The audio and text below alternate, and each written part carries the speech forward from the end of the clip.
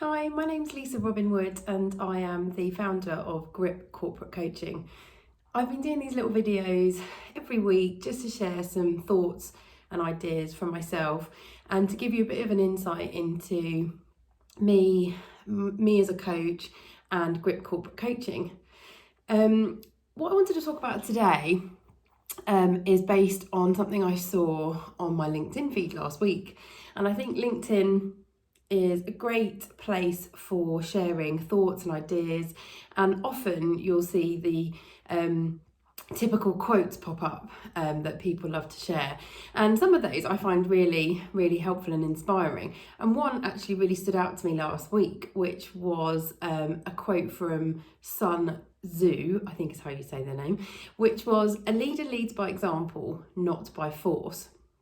And it really resonated with me in respect of leadership, what I think leadership is, and my experience of learning to be a leader.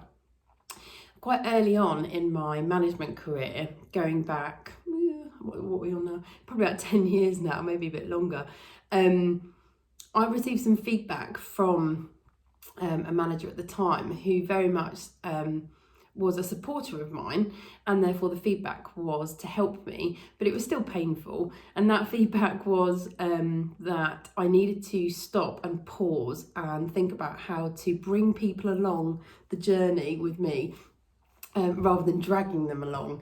And at the time, as much as I understood what they meant, what I didn't necessarily understand was how I could fix it. And as my career progressed and I continued to grow as a manager and as a leader,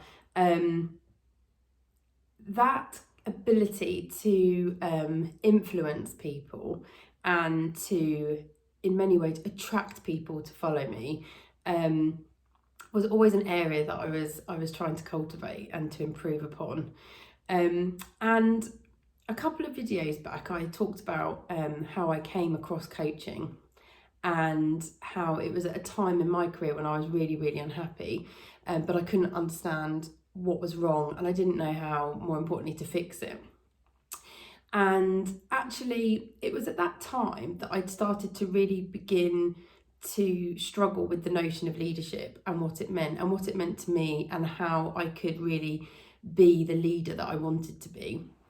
And a big part of that was based on not feeling that being myself was okay. That being who I was in the workplace at that time, in the role I was in the team I was a part of, I didn't fit.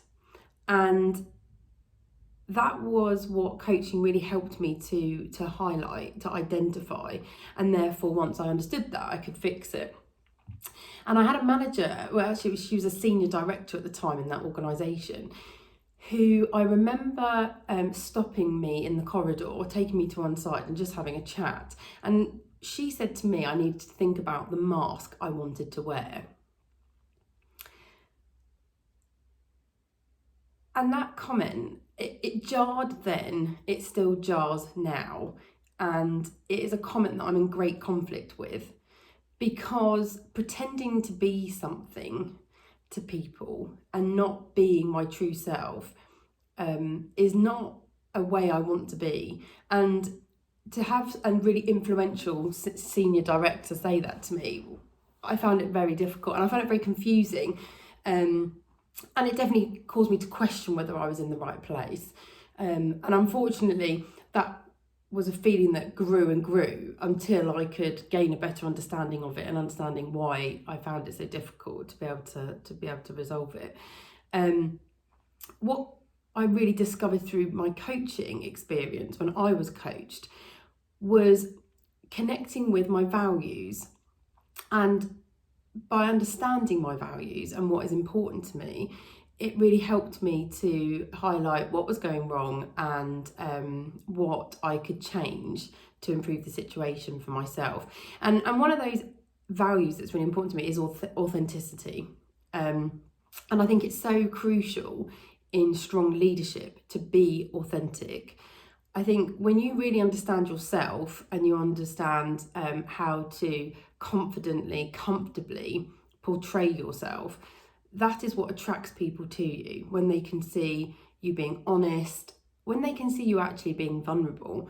And I think when, as a leader, you're really connected with your authentic self, actually it magnifies outwards. You start being able to be much clearer around what's important to you, what your purpose is. That in turn helps you to connect with your motivations. That gives you the energy that you need to really strongly conduct your day, conduct your job, and to draw people towards you. And that is attractive to people, I think. And I think you get so much more enjoyment and more fulfillment out of what you do when you are clear about what's important to you, because you'll attract more of it to yourself. So if you're interested in values exploration, getting closer to what's important to you, getting to understand what's more important to you, and being able to have more of that in your day-to-day work life, then let's have a conversation and see if Grip Corporate Coaching can help you.